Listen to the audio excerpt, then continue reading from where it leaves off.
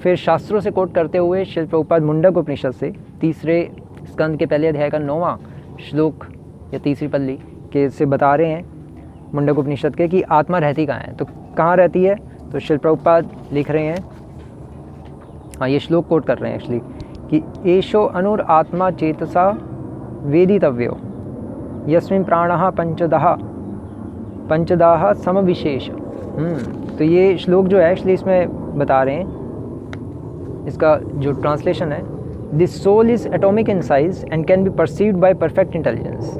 आप एक तो इस श्लोक में एक्चुअली आत्मा का साइज भी बता रहे हैं कि बहुत छोटी है, वेरी माइन्यूट, बहुत छोटी है, and can be perceived by perfect intelligence, और एक बुद्धिमान व्यक्ति ही समझ सकता है। बुद्धिमान व्यक्ति मीन्स डिवोटी, आत्मज्ञानी।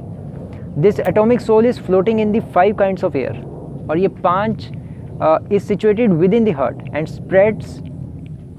This atomic soul is floating in the 5 kinds of air, प्राण, अपान, व्यान, समान, उदान, and is situated within the heart and spreads its influence all over the body of the embodied living entities. मतलब प्रभुपाद जी कह रहे हैं इस मुंडक उपनिषद के इस श्लोक को कोट करते हुए कि जो आत्मा जो है वो हृदय में रहती है। शास्त्रों में है ही वर्णन, कई जगह लिखा है, कई श्लोक हैं। ईश्वर सर्वभूतानां गीता में ही है, सर्वस्य चाहम हृदय सन्निविष्टो। लेकिन ये उपनिषदों से आप कोट करके प्रभुपाद क्लियरली बताना चाहते हैं कि आत्मा हृदय में रहती है। लेकिन आत्मा रहती कैसे एक्चुअली? एक्चुअली जो 5 प्रकार की वायु होती हैं, प्राण, अपान, समान, उदान, व्यान, ये 5 प्रकार की वायु हैं जो शरीर में हमारे इधर उधर फ्लोट करती हैं। और एक्चुअली हमारा जो प्राण होती है, प्राण वायु जो है वो हृदय में रहती है। अपान वायु एनस, व्यान थ्रोट, समान नेवल मतलब नाभि में, और उदान वायु रहती है पूरे शरीर में घूमती रहती है। तो ये जो एक्चुअली हृदय जो है ना, आत्मा कहाँ रहती है? आत्मा हृदय में रहती है, तो सारे शास्त्रों में लिखा ही है। लेकिन हृदय में वहाँ यूँ समझ लो कि टंगी हुई है, हृदय में कोई बैठी नहीं हुई कोई चेयर पे वहाँ पे आत्मा टंगी हुई है और परमात्मा भी वहाँ पे स्थित है। अब वो कैसे, तो आत्मा कैसे रहती है वहाँ पे? आत्मा एक्चुअली जो 5 प्रकार की ये जो वायु हैं, तो जैसे फॉर एग्जांपल कभी कभी क्या होता है कि एक जैसे हम देखते हैं कि जैसे फॉर एग्जांपल कोई पत्थर होता है, पत्थर को अगर हमें हवा में लटकाना है तो नीचे से बहुत तेज एक हवा का प्रेशर देना पड़ेगा। बहुत तेज प्रेशर देंगे, कंटिन्यूस प्रेशर आता रहेगा तो हवा में लटका रहेगा। लेकिन जैसे ही वो प्रेशर बंद हो गया, लाइट चलेगी फॉर एग्जांपल, वो पत्थर गिर जाएगा। उसी तरह से जो 5 प्रकार की जो वायु हैं, अपान, समान, उदान, व्यान और प्राण, ये जो 5 प्रकार की वायु हैं, ये 5 प्रकार की वायु फ्लोट करती हैं आत्मा के इधर उधर। और आत्मा को, खासकर जो उदान वायु है जो पूरे शरीर में रहती है, ये आत्मा को ये 5 वायु ये आत्मा को कंटिन्यूस प्रेशर देती है ताकि, और कहाँ पे रहती है आत्मा? हार्ट में, हृदय में, और वहीं पे आत्मा फिर टिकी रहती है। एक प्रेशर आता रहता है और वहाँ पे आत्मा को स्थित रखती है वो। जैसे मैंने इसका पत्थर का एग्जांपल बताया, तो वो आता रहता है, तो कंटिन्यूस वो आता रहता है। लेकिन जैसे ही वो तो इस तरह से है, तो इस तरह से आत्मा हृदय में रहती है। और यहाँ पर ये जो 5 प्रकार की जो वायु है, प्राण वायु, इनको 5 को भी प्राण वायु कहते हैं, और स्पेसिफिकली जो एक प्राण वायु है उसको कहते हैं, उसको भी प्राण वायु कहते हैं, वो हार्ट में रहती है। तो ये जो 5 प्रकार की वायु है, ये आत्मा को वहाँ पर टिका के रखती है, अपने प्रेशर से, इधर उधर से, हर जगह से रोक के रखती है कि कहीं आत्मा चली ना जाए।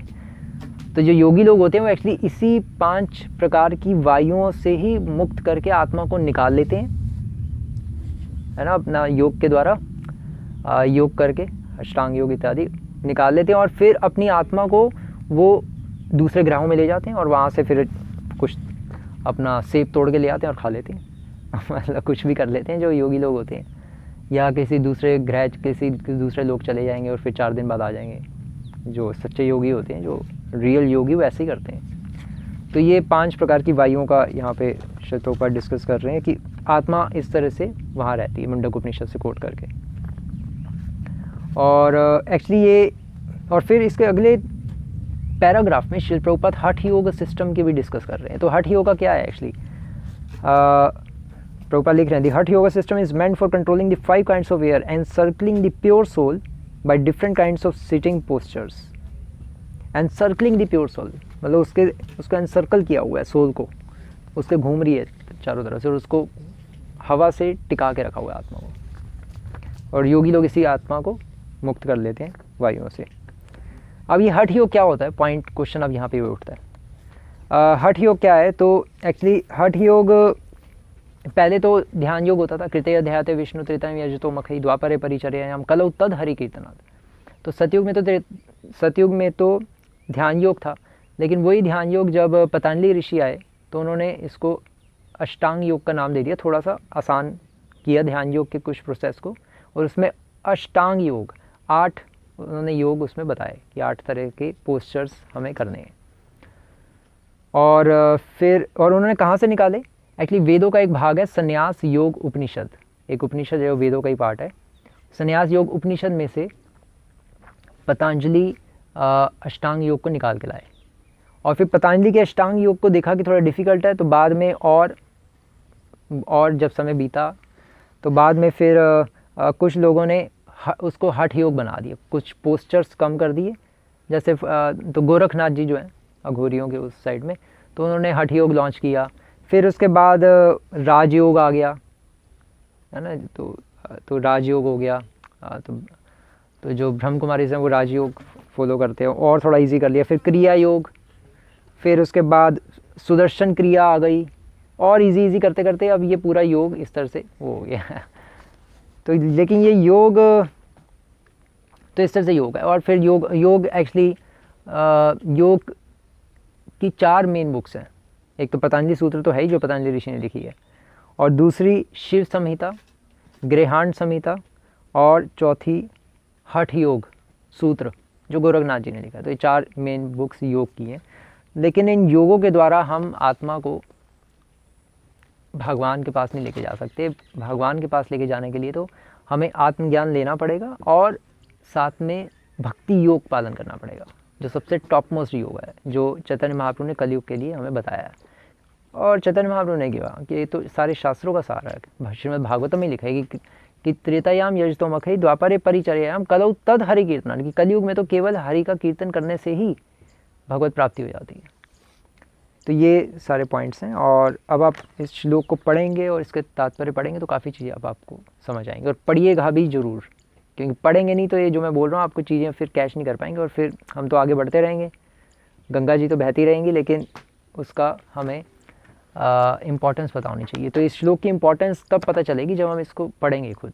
तो आप पढ़ेंगे तो आप चीज़ें समझ भी आएंगी, और फिर आप श्रील प्रभुपाद की कमेंट्री को अप्रिशिएट कर पाएंगे, और भगवान भी क्या कहना चाह रहे हैं उसको भी अप्रिशिएट कर पाएंगे हम।